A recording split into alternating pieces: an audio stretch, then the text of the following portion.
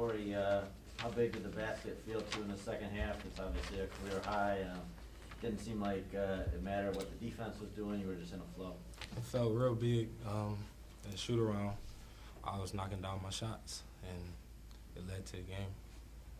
Your previous career high was 20 against Eastern Michigan. Any similarities in that game to this game for you? Yeah, it was pretty much my teammates in both games. My teammates got me the ball in the right spots, and I just knocked down the shot. Been working on my game. How big was that Chris Jacobs dunk? It was real big. It gave us a lot of momentum. We went on a little run.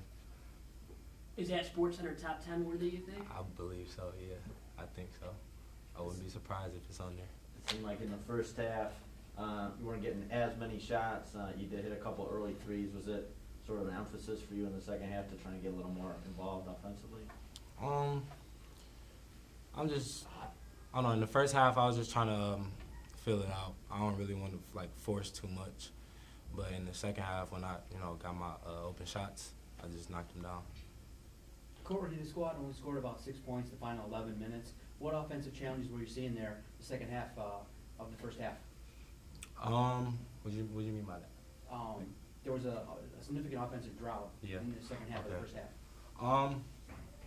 I don't know, it was just a little lid on the basket. I felt like we got to get stops on defense that lead to the offensive part. We kind of a little bit lazy on defense, but we working on that. Corey, talk about the first half, your first 5 or 6 games. I think you shooting something like a high 20s, maybe low 30%, averaging 8 points a game. And I think Coach would say this too, that at some point the game is just going to slow down for you. As here in the last your 4 or 5 games, you're averaging probably about 15 to 16. You have a couple of 20, 30 point games. Is the game slowing down for you here at the college level? Yeah, I feel like it is slowing down. I've been in the gym a lot lately, so spending a whole bunch of hours in the gym, and then the practices come. I knock down my shots in practice, and it lead to the game. Their coach was just in here. He had talked about how they knew what kind of player you were. They were trying to stop you. The way you were going in the second half, when you're going like that, is there anything the defense can do, or as long as you can get some space, you feel like you can knock down a shot? Yeah, if I got a little bit of space, I feel like I can knock it down any shot. How much can a game like this help you out during Horizon League play? It can help me out because they're a really good team. So in the Horizon League, we play good teams too. So it really helped me out. Like I said, they're a tough team, and I got my way a little bit, so I'm feeling pretty confident. Playing against Fort Wayne Mastodons was a unique challenge for us. First time both institutions had met in our history, and one of the things that I enjoy, more than anything else, is the fact that when I talked to John Kaufman in the offseason to schedule this game, how much sense it made for us with regards to proximity, with regards to their style of play. And a lot of times when you're scheduling non-conference opponents, what you're looking for is elements in their style of play that you think you might see in your league play. And they brought those things to the table, and they brought other things to the table to highlight, beating the number 3 ranked team at that time in the country in Indiana. I thought our kids were up for the challenge. I thought that our guys responded well in the second half after handling a barrage of threes of their own to end that first half to create some separation. And I think as we continue to move forward and stay in a growth mindset versus a fixed mindset, meaning that we're never there yet, we're constantly in pursuit of getting better, I think this team is not only going to make a lot of noise in Horizon League play, but I think we're going to be a tough out each and every night here in Callahan Hall. Now, 6 points only scored during the last 11-16 of the first half. What do you think contributed to that? I think it's a function of our ability to finish. Oftentimes we drove to the basket, got really good opportunities, and didn't convert. And what the thought process in those situations simply is you go for the score, not for the foul. And oftentimes young players tend to like to drive in there to draw contact versus concentrating on finishing through the contact. And that was the tale of 2 stories. The Mastodons on the other side drove to get the score versus looking for the foul.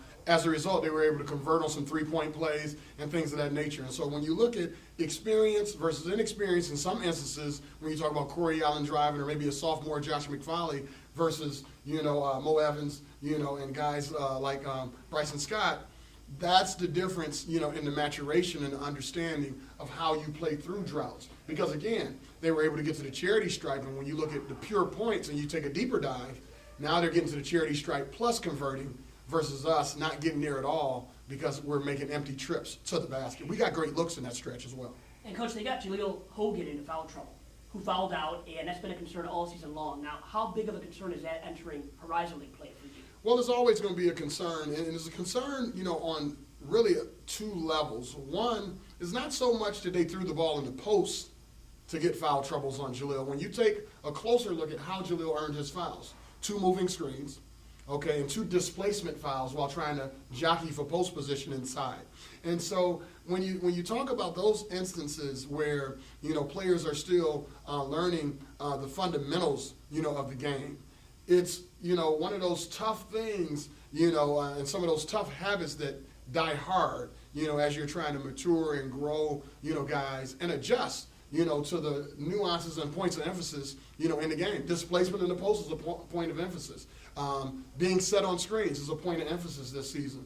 And so, trying to clean up those areas, of the game with Jaleel and both Gerald Blackshear, for that matter, is going to be critically important now that we have some coveted practice time over the holiday break. So to help rectify that issue is practice, then, huh? To help out, Blackshear, and then also Hogan. Yeah, exactly. Exactly. We went through one heck of a gauntlet. 5 different states at one time, 7 out of 10 games in the first stanza of the season on the road. And so what you look at is, I think at that stretch, we only had 6 true practices. But are those really practices, or are we doing game prep, to prepare for the opponent? More often than not is that. And so now that we've had some time to practice and work on timing and stuff like that, I think what you saw today is a higher level of execution offensively by our club. Guys coming off stagger screens, guys coming off, high ball screens, guys rolling into opportunities, guys cutting, guys being able to drive and see different things. It seemed to have a better flow to it versus guys, just kind of playing, more of a freelance style, ill-advised style form of offense. How much would you want to coach a game where you're not necessarily always thinking about who's got 2, Jaleel, Gerald? It seems like you haven't had the opportunity yet to just sort of go by who's playing well. Do you sort of desire to have one night where you're not always concerned about who's got 2, who's got 3 fouls? Without question. And it's funny, that night came the other day against Western Kentucky, where for the first time, I think, in the season, I didn't have a player foul out of the game. I think what happened is we won. So that's going to be a very, very big area for us as we continue to grow and understand. Because like I mentioned before in our last presser, oftentimes fouls are created by poor position, both offensively and defensively. So again, we've been watching a lot of film, trying to get some of that stuff corrected, and I think our guys who are eager to learn, will be able to correct those things, in the games to come. When you brought Corey in here, obviously he was high in the Mr. Basketball voting. Did you know he could be this good this quickly? Scoring 33 points, 27 in the second half. Well, you guys thought you saw a treat today. I get to watch him practice every day. Here's a young man that's going to be absolutely phenomenal. And here's why. He's constantly trying to get better. He's constantly trying to improve. He's a gym rat. He's a young man that's eager to invest. And what he's, doing right now is, just reaping the fruits of his labor. I'm so excited to see him play at this level because a lot of us saw him play at this level at the high school, in the high school ranks. And to do it against this type of opponent, I thought was equally as compelling because here's a team that's sitting at 10-3 now after this game that has went out and played some people. And so they've seen some high caliber players, whether that's Big Ten opponents and others, and they didn't have an answer for Corey Allen. And I think what that does is going to open up the game for other players like Chris Jenkins, guys like Josh McFarley, Jaleel Hogan and others, in future games to come. So I'm really pleased with the direction that he's heading. What did you think of that Chris Jenkins dunk, by the way? That dunk was absolutely what the fans come to see. People pay money to see things that they can't do. And so Chris provided that today. I think it's not only a great confidence booster but it's one of those momentum plays that gives the whole team energy, gives the whole building energy. I even joke with our guys sometimes. I say, you guys are boring. You know, how many dunks are you going to get? I think I used to get at least 2 dunks a game, you know, back in my day. You know, the older you get, the better you were. But nonetheless, I thought it was fantastic. I hope he gets a little mention, you know, on Sports Center, you know, because, again, any positive press that we can get, you know, as we try to, you know, fight for wins is good press. Now with the little, you can go, sorry about Oh, no. that, you got it. No, it seems like sometimes your defensive energy is dependent on your making shots, your success on offense. Is that one of the challenges, having a younger team, guys still learning to bring it on defense, even if, you know, the baskets aren't falling? No doubt. Excuse me. I think, pardon me, I think any coach would agree that coaching today's player, there's always this situation where the defensive intensity tends to go up when baskets are falling. Every coach in America, I think, would agree that that's the case on their particular roster, whether they're inexperienced or experienced. It's just something about that. Now, with that being said, championship teams understand the defense travels, regardless of conditions, regardless of home or away, you know, and so we're trying to get to that point. We're not there yet, you know, we're far from that point, but I think it's something that we're in pursuit of as we try to change the mindset, you know, here in Titan territory. With a little over 4 to play in the game, you had Chris Jenkins come over and you talked to him. What was the message that you conveyed to him at that point? Great observation. One of the conversations I had with him in that stanza, and I had with Josh McFarley right before that, is we ran an action, Chris got the ball in the post, and it was designed for him to face up and drive it to the basket, to put a little bit of pressure on the officials, also to put a little bit of pressure on the rim, because at that point in time, we wanted to score while the clock wasn't moving. And we were shooting free throws at a pretty high clip, you know, at that time. Him being a good free throw shooter, we always want to put him in situations where he can get to the charity stripe, you know, and convert for us. And so he settled for a jump shot. And what I tried to point out to him is, look at what's going on with your opponent. You know, look at the type of shots that they're getting and how many trips they're getting to the free throw line and how many empty trips we're getting as a result of settling for early shot clock jumpers. So even as a fifth-year senior, there's always a reminder there of having an awareness of the ebb and flow of the game and how do you dictate things based on the decisions that you make within the flow of it. Coach, last question on McFarley here. I know we always say, you know, more of a 2 than a 1. He has, you know, 15, 16 assists here the last couple of games. You know, talk about his play and just, once again, distributing the ball and not always taking that rush 3. Yeah, you know, Josh is growing in that area. He's invested a lot of time, you know, here recently in watching not only film with me and his position coach, Coach Jackson, but Josh is starting to understand that when he's in ball screen actions or when he's driving the basketball, your ability to make others better accents your ability to score. And so what we're trying to do is make sure he finds that sweet spot between, you know, running a play and being a player. There's instances today with his 6 turnovers where he was passing too often, too early. So he's gotten a little, it's almost like finding a new toy. The assist is his new toy, and he wants to overindulge on it a little bit, if you will. So you saw some ill-advised turnovers coming here, you know, but the intentions are good. He's looking for others. He's trying to make things happen, but you got to bring a little bit more patience. You got to bring a little bit better reads to that. But again, I couldn't be more pleased. 9 assists today, 8 assists last game. When you look at those numbers, you know, hedged against his turnovers, only 8 over 2 games. You know, those are pretty good statistics for him moving forward. You sometimes expect officials to have some awareness of a guy like Hogan, who has 4, for that 5th one to be a little bit more than just a ticky-tack, or are they not really responsible for understanding or knowing what those numbers are? I think our officials do a fantastic job. You know, generally speaking, every night.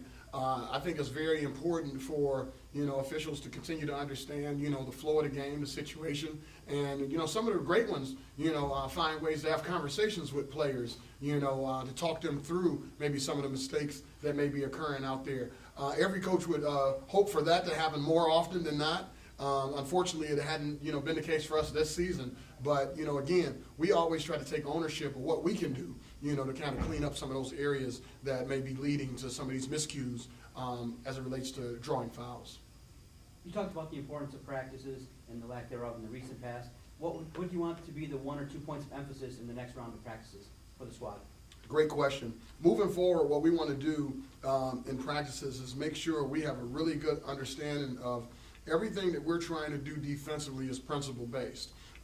Where's the ball? Where should I be? So when you talk about the 4 absolutes defensively, we talk about being in a good defensive stance, having great position, good vision in terms of seeing what's going on with man and ball, and communication, we call it talk. And so when we get to the 4 absolutes, that's key. And then on the flip side, offensively, we want to make sure we understand what each action is designed to do. And within that framework, we want to understand what advantages we have against that particular opponent each and every night as well. So just the game within the game. You know, this player is a good player for them. He has 2 fouls. How do we get him a 3rd foul? You know, this player is hot. How do we get him another shot? And when we can transfer that from coach calling the action each trip to make sure that happens to the players taking ownership, now we're cooking with gasoline.